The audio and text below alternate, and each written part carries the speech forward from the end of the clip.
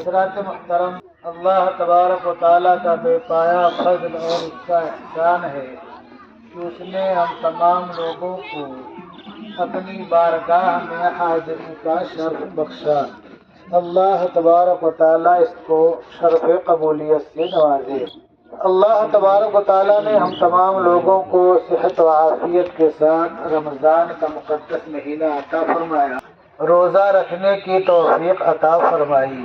یہ بھی اللہ کا فضل، اس کا احسان ہے۔ اللہ تبارک و تعالیٰ کے پیارے حبیب نے فرمایا، من صام رمضان ایمانا و احتسابا، جس نے رمضان ایمان اور ثواب کی نیت سے رکھا، غفر لہ ما تقدم من ذنبہ، اللہ تبارک و تعالیٰ اس کے گزشتہ تمام گناہوں کو معاف کر دیتا ہے۔ تو یہ بھی اللہ کا فضل ہے کہ اس نے ہم تمام لوگوں کو روزہ رکھنے کی سعادت سے نوازا۔ اللہ تبارک و تعالیٰ آئندہ رمضان تک ہم لوگوں کو صحت و عافیت کے ساتھ پہنچائے اور آئندہ رمضان کے بھی برکات اور اس کے فیوز کو کما حقہ حاصل کرنے کی توفیق عطا فرمائے۔ دوسری چیز، ہمارے یہاں جو لوگ معتکف تھے، جو اعتکاف کرتے ہیں، میں ان کو مبارکباد دیتا ہوں۔ اللہ کے پیارے حبیب نے فرمایا، من اعتکف یوما ابتغاء وجہ اللہ تبارک و تعالی، جس نے اللہ تبارک و تعالیٰ کی خوشنودی حاصل کرنے کے لیے ایک دن اعتکاف کیا، ایک دن کس لیے؟ اللہ کی رضا کے لیے، اللہ کے خوشنودی کے لیے، تو جعل اللہ بینہ و بین النار ثلاث خنادق، تو اللہ تبارک و تعالیٰ اس کے اور جہنم کے درمیان 3 خندقیں کر دیتا ہے۔ یعنی خالی ایک دن کا جو اعتکاف کرے گا تو اللہ تبارک و تعالیٰ اس کے اور جہنم کے درمیان 3 خندق بنا دے گا۔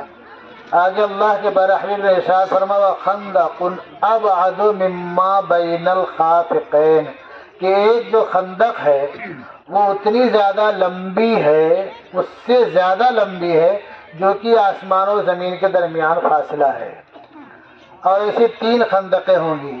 مطلب کیا ہے؟ اگر ایک دن کا کوئی اعتکاف اللہ کی رضا کے لیے کر لے تو اس کے لیے کتنی بڑی خوشخبری ہے، اور جو 10 دن کا پورا اعتکاف کرے، اللہ کے پیارے حبیب صلی اللہ علیہ وسلم 10 دن کا اعتکاف کرتے تھے، اور جس سال آپ دنیا سے رخصت ہوئے اس سال آپ نے 20 دن کا اعتکاف کیا، تو اس کو کتنا بڑا شرف اور کتنی بڑی فضیلت حاصل ہوگی، اور اللہ تبارک و تعالیٰ کی رضا اور خوشنودی حاصل ہوگی۔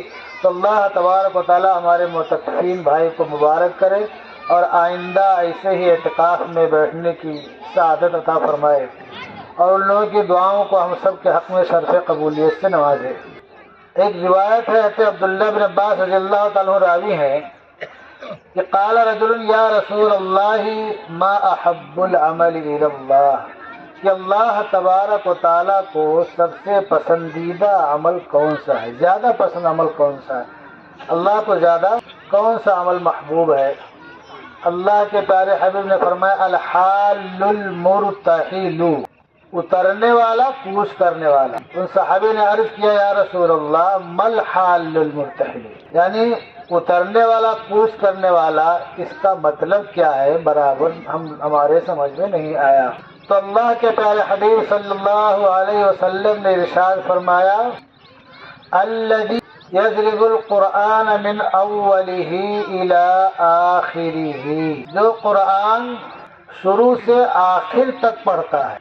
یہ قرآن پڑھنا بھی اللہ کے فضل سے ہوتا ہے، قرآن کی تلاوت یہ بھی اللہ تبارک و تعالیٰ کا فضل جب شامل حال ہوگا تبھی انسان کر پائے گا، اور قرآن حفظ کرنا یہ بھی اللہ تبارک و تعالیٰ کے فضل ہی سے ہوتا ہے۔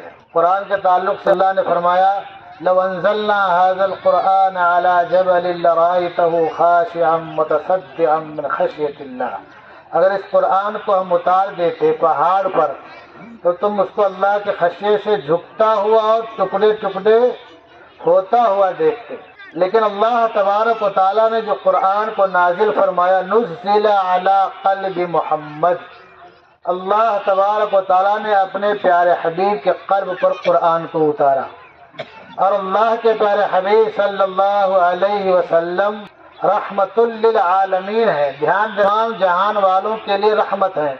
خالی مسلمانوں کے لیے نہیں، خالی اپنوں کے لیے نہیں، اپنے اور پرائے سب اس میں شامل ہیں۔ جناب محمد رسول اللہ صلی اللہ علیہ وسلم کی رحمت کتنی وسیع ہے، اور یہ اللہ نے فرمایا وَبِالْمُؤْمِنِينَ رَءُوفٌ الرحیم، کہ اللہ کے پیارے حبیب مومنین کے ساتھ رأفت اور رحمت کا معاملہ کرنے والے ہیں۔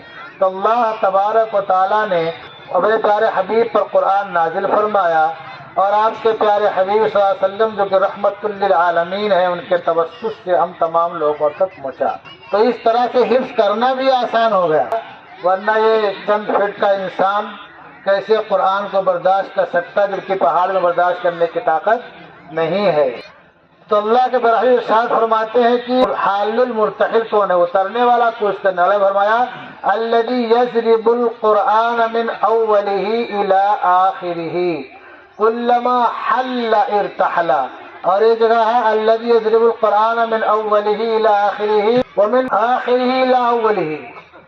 مطلب کیا ہے کہ وہ شخص حال اور مرتحل ہے جو قرآن کو شروع سے آخر تک پڑھتا ہے، شروع سے آخر تک پڑھتا ہے، اور جب آخر میں پہنچتا ہے حل ارتحل، مطلب پھر وہ شروع کر دیتا ہے شروع سے قرآن شریف۔ اس لیے آپ دیکھتے ہوں گے تراویح میں آخری جو تراویح ہوتی ہے اس میں 19ویں رکعت میں سورہ ناس امام صاحب پڑھ لیتے ہیں، وہاں قرآن دیکھا جائے تو مکمل ہو گیا، لیکن پھر 20ویں رکعت میں سورہ فاتحہ پڑھتے ہیں اور اس کے بعد سورہ بقرہ کی کچھ آیتیں پڑھتے ہیں۔ تو وہ اسی لیے پڑھتے ہیں کہ ہم نے قرآن مکمل کیا، ابھی تراویح میں پھر ہم شروع کر رہے ہیں۔ تو کہنے کا خلاصہ یہ ہے کہ رمضان میں ہم تمام لوگوں میں جو حرارت پیدا ہوئی، جو دینی بیداری آئی، ہم تمام لوگوں میں جو نماز کی پابندی، قرآن کی تلاوت، ذکر و اذکار، اوراد و وظائف، نیکوں کی صحبت میں بیٹھنا اٹھنا، اچھی باتیں سننا سنانا، اور صدقہ خیرات کرنا، غریب اور مسکین اور تنگ دستوں کی خبر گیری کرنا، یہ تمام چیزیں جو ہمارے اندر رمضان میں خاص طور سے پیدا ہوئیں، تو ہم اس کو باقی رکھیں، زندگی کے آخری لمحات تک باقی رکھیں، وہ سلسلہ بند نہ ہو، اس کو ہم قائم رکھیں۔ خاص طور سے نماز کی پابندی، تلاوت کی پابندی، جو کچھ ہو سکے تلاوت کریں، اور کچھ موقع نکال کر کے قرآن معنی اور ترجمہ کے ساتھ بھی پڑھنے کی کوشش کریں کہ اللہ کا پیغام ہے وہ کیا ہے، ہمارے نام جو ہے، ہمیں کیا کرنا کیا نہیں کرنا ہے۔ اور اس کے علاوہ اپنے بچوں پر بھی دھیان دیں، اس لیے کہ بچے رمضان میں بہت ہی پرجوش رہتے ہیں، مسجدوں میں بھی ان کی حاضری ہوتی ہے، بعض دفعہ افطاری کے موقع سے، بعض دفعہ دوسرے موقع سے، پارخانی کے موقع سے۔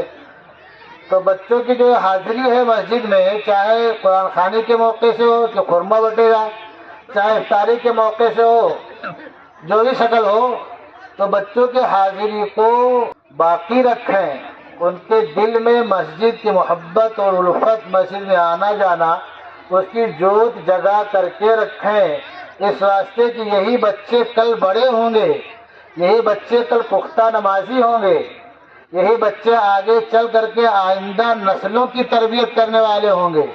اس واسطے ان بچوں پر خاص توجہ دینے کی ضرورت ہے۔ اللہ کے رسول نے کیا فرمایا؟ مروا صبیانکم بالصلاۃ وہم ابناء السبع، جب 7 سال کے ہوں تو انہیں نماز کا حکم کرو، 10 سال کے ہو جائیں تو نہ پڑھیں تو مارو، اور پھر بستر بھی الگ کر دو۔ تو بچے جو پاکی ناپاکی سمجھتے ہوں ان کو مسجد میں آنے میں کوئی حرج نہیں، ان کو آنے دینا چاہیے۔ بچوں کے شور سے، ہلہ دنگا سے ہمیں بالکل اپنے اندر کوفت نہیں محسوس کرنا چاہیے۔ فتاویٰ میں لکھا ہوا اگر کوئی بچہ اپنے سرپرست کے ساتھ پہلی صف میں ہے تو بھی اس کو پیچھے نہیں کیا جائے گا۔ یہ تو گاؤں ہے، یہاں بچوں کے گم ہونے کا خطرہ بہت کم ہے، لیکن شہروں میں بہت مسئلہ رہتا ہے۔ اور ابو الحسن علی ندوی رحمۃ اللہ نے فرمایا کہ ان بچوں پہ کہ اگر تم آواز سے گھبرا رہے ہو تو ایک دن ایسا آئے گا کہ تم کو بلا کر کے لاؤ گے تو بھی مسجد میں نہیں آئیں گے۔ اس لیے بچے جو مسجد میں آتے ہیں ان کو آنے دینا چاہیے، ان کے اندر رغبت اور جوش جذبہ کو باقی رکھنا چاہیے۔ تو جو رمضان میں اسپرٹ پیدا ہوئی ہے، قوت اور توانائی، اس کو ہم باقی رکھیں۔ ترمذی کی روایت کا یہ خلاصہ ہے۔ اب تک کے باتیں ہم نے کہا، ایک تو روزہ رکھا ہم نے، اس کے تو پھر اللہ تعالیٰ نے ہمارے گناہوں کو معاف کیا۔ دوسری چیز، ہمارے جو بھائی اعتکاف میں تھے ان کے بہت سے برکات کو انہوں نے حاصل کیا۔ اللہ کے پیارے حبیب کا فرمان کا مصداق وہ بنے کہ اللہ تعالیٰ نے ان کے اور جہنم کے درمیان 3 خندقیں، خالی ایک دن اعتکاف کو بدلے قائم کرتا ہے، یا تو 10 دن اعتکاف رکھا تو ان کا مقام مرتبہ کیا ہوگا۔ اور تیسری چیز یہ ہے کہ رمضان میں حرارت پیدا ہوئی، بیداری پیدا ہوئی، اس کو ہم ہمیشہ باقی رکھیں۔ آگے چوتھی چیز ہے صدقے کے تعلق سے، صدقہ فطر۔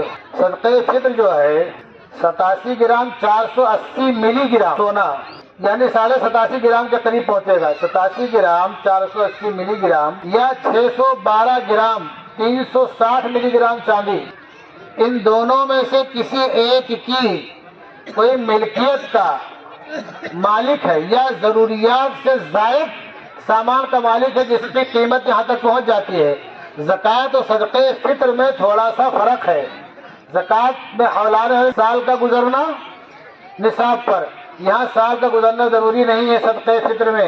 احناف کے ہاں اگر کوئی شخص صبح صادق یعنی فجر کا جو ٹائم شروع ہوتا ہے اس سے 1 سیکنڈ پہلے بھی مالک نصاب ہو گیا تو اس پر صدقہ فطر واجب ہے۔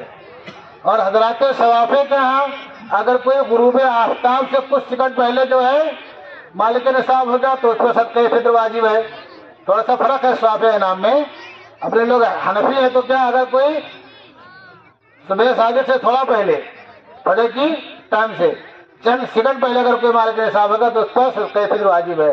اب یہ ادا کس کی طرف سے کرے گا؟ اپنے طرف سے اور اپنی نابالغ اولاد کی طرف سے، اپنے طرف سے اور اپنی نابالغ اولاد کی طرف سے۔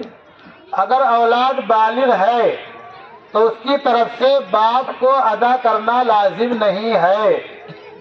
ادا کرتے اچھی بات ہے، بالغ اولاد مالک نصاب ہو تو، بیوی مالک نصاب ہے تو بیوی کی طرف سے شوہر کو ادا کرنا ضروری نہیں ہے۔ ادا کر دے تو اچھی بات ہے، ادا کر دے تو اچھی بات ہے۔ یہ ایک بات ہو گئی۔ دوسری بات یہ ہے صدقہ فطر کے تعلق سے سب سے اہم بات تو یہ ہے جو مستحق ہیں ان تک ہمیں خود پہنچانا چاہیے، ان کو اپنے گھر پہ آنے کا انتظار نہیں کرنا چاہیے کہ ہمارے گھر پہ آئیں گے تب ہم دیں گے۔ ہمیں خود پتہ لگانا چاہیے ہمارے بھائی، سب سے پہلا حقدار کون ہے؟ ہمارا بھائی، ہمارا پڑوسی، ہماری بہنیں، ہمارے وہ افراد خانہ جو ہمارے دست و بازو ہیں، بھائی بہن ہیں، پڑوسی ہیں، والدین ہیں، بیوی شوہر، اور یہ نیچے کی جو نسلیں ہیں اولاد، لڑکے پوتے لڑکی نواسے نواسیاں، ان کو نہیں دے سکتے ہیں، لیکن جو بازو کے لوگ ہیں یعنی بھائی اور بہن ان کو صدقہ فطر دے سکتے ہیں، ان کو زکوٰۃ بھی دے سکتے ہیں۔ اور سب سے پہلا حق انہی کا ہوتا ہے۔ بعض دفعہ دیکھا جاتا ہے کہ بھائی بیمار ہے، اس کے دوا کا پیسہ نہیں ہے اور رقم ہم کہیں اور دے دیتے ہیں، بہن کے ہاں کھانے کا پیسہ نہیں ہے، اس کے ہاں چولہا نہیں چل رہا، ہم پیسہ اٹھا کے کہیں اور دے دیتے ہیں، سوچتے اس کو ہم زکوٰۃ کیا دیں، اس کو ہم فطرہ کیا دیں۔ ارے وہ اسی لیے ہے کہ غریب کی مدد کی جائے، اس کی پریشان حالی دور کی جائے، اس کی خوشی کا انتظام کیا جائے۔ یہ ہم سوچے ہی نہیں کہ مال ہم بھائی کو کیسے دیں، بہن کو کیسے دیں۔ ارے آپ زکوٰۃ کی رقم نہیں دیتے ہو تو آپ ہدیہ تحفہ بھی تو نہیں دیتے ہو۔ جو یہاں کی ایک عید ہے نا، تھوڑا بہت عید میں دے دینا، وہی دے کے چھٹی کر دیتے ہیں بہنوں کو۔ تو سب سے پہلا حق کس کا ہے؟ اپنے عزیز اور اقارب کا ہے۔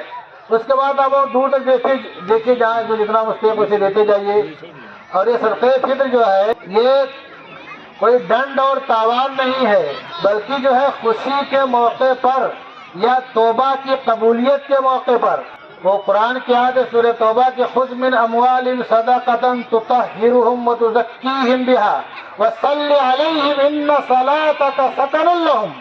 اے میرے محبوب آپ ان سے صدقہ لیجئے۔ کچھ واقعہ پیش آیا تو جب اللہ تبارک و تعالیٰ نے ان لوگوں کی دعا کو ثابت ہے، ان کی دعا کو شرف قبولیت بخشا، تو ان لوگوں نے سوچا اپنا ہم سارا مال اللہ کی راہ میں صدقہ کر دیں، تو اللہ کے رسول صلی اللہ علیہ وسلم نے کہا ایسا کوئی حکم اترا نہیں ہے۔ بعد اللہ تبارک و تعالیٰ کی طرف سے یہ آیت نازل ہوئی کہ ان سے صدقہ لیجیے، آپ صدقے کریے، ان کو پاک صاف کر دیجیے۔ وصلی علیہم ان صلاتک سکن لہم، اور اے میرے محبوب آپ ان کے لیے دعا کیجیے، آپ کی دعا ان کے لیے باعث سکون، باعث طمانینت ہے۔